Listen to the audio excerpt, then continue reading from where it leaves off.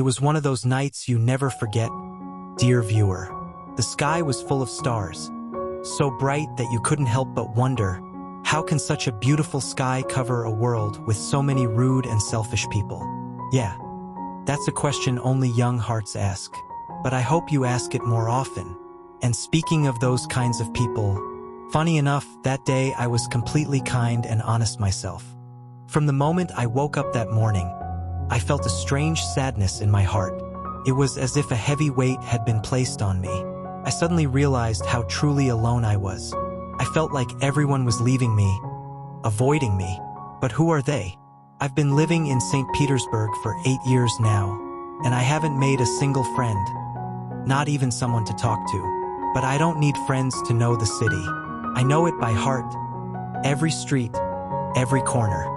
Still, watching people leave the city for their vacations made me feel like I was being left behind, like the whole world was turning its back on me. For 3 whole days, I wandered the city, through the parks, the riverside, the quiet streets. And none of the familiar faces I always see were there. They don't know me, of course, but I know them. There's an old man I always see near the Fontanka River.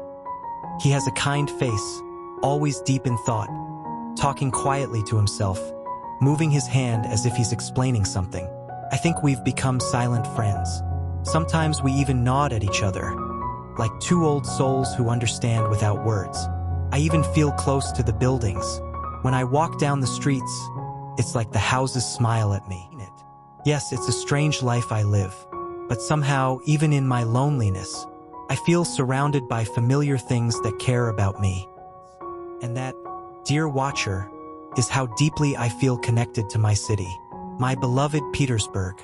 I already told you, it took me 3 whole days of misery before I finally realized what was bothering me. Out on the street, I just didn't feel right. Kept wondering, why haven't I seen so-and-so lately? Where did that one disappear to? And what happened to the other one? Even at home, I was restless. For 2 nights straight, I kept asking myself, what the hell is wrong with me in this quiet little room? Why am I so uneasy in here all the time? Finally, this morning, it hit me. The reason for all this unease is this: everyone in this city is acting like I'm some kind of plague. Like they're all running away from me. Excuse the slang, but honestly, I'm not in the mood to sound proper right now.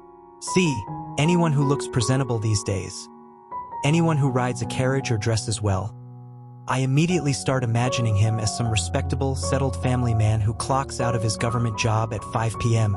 Without even taking a suitcase, people would head to their summer cottages and enjoy the peace of their families. You could tell from far away that each passerby had a certain look that clearly said, you know, I don't usually stay in the city. In 2 hours, I'll be at the dacha. If a girl gently knocked on a window, opened it, and called out to a passing flower seller, I immediately thought, she's not buying flowers to brighten up her stuffy room. She's going to the countryside soon and will take the vase with her. And it didn't stop there. I had become so good at guessing that I could say exactly what kind of people were heading to which summer village. It felt like everyone was leaving the city for the countryside, like caravans escaping the city. I felt like soon Petersburg would become completely empty, like a desert, and that made me feel sad, ashamed, and left out. I had no place to go, no reason to leave the city. I would have happily joined any of those carts, gotten into any of those fancy carriages, and left the city. But no one, absolutely no one, invited me. It was like they had all forgotten me, like I truly didn't belong. I had been walking for a long time, wandering through the city. As usual, I forgot where I was, and suddenly I found myself at the city gates. A wave of joy filled my heart. I passed through the gates and began walking in the fields, among the grass, and I didn't feel tired at all. People on the street looked at me with such kindness, as if they were about to greet me. Everyone seemed happy, many smoking cigars.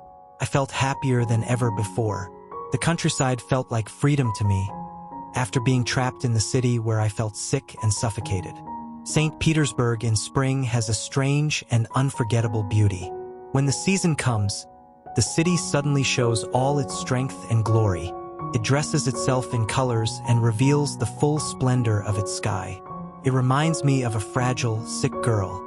Sometimes you look at her with pity, sometimes with tender love, and sometimes you don't notice her at all. But suddenly, in just a moment, she becomes beautiful, as if by a miracle. You are left amazed, wondering, where did the sparkle in her sad eyes come from? What brought color to her pale cheeks? What fire has filled her thin face with life? What gave her this smile so full of charm? And what made her lips suddenly so bright, so full of life, smiling like that? You look around, searching for someone, trying to guess the reason. But then the moment passes, and maybe the very next day, you see her face just as it was before. The same thoughtful, distant eyes, the same pale cheeks, the same shy and quiet movements, sometimes even with regret on her face, or the heavy signs of sadness and anger at that short, fleeting joy. You can't help but feel sorry that such beauty came and went so quickly, never to return. It flashed before your eyes, so dazzling and yet so empty, leaving you with only the sorrow that you didn't even have time to fall in love with it. I returned to the city very late. As I approached my home, the clock struck 10. My path led me along the canal. At that hour, no one was there. My house is far away, and I hummed a song to myself, like those who have no friend or companion to share their joy with. And then, something strange happened. I saw a young woman standing by the railing, gazing into the dark water. She wore a yellow hat with a delicate black veil over it. As I passed, I heard her sobbing quietly, soft, broken sobs that froze me in place. For a moment, I wanted to speak, but she lifted her head, gathered herself, and walked away.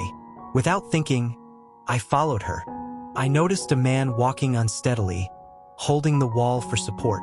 The girl hurried ahead like the wind, the way young women do at night, afraid someone might follow them. But the man began to chase her. She cried out, and I rushed across the street. With my cane in hand, I frightened the man away. He gave up and shouted angrily from afar, but we were already safe. I turned to her and said, "Give me your arm so he won't bother you again." Silently, she offered me her trembling hand.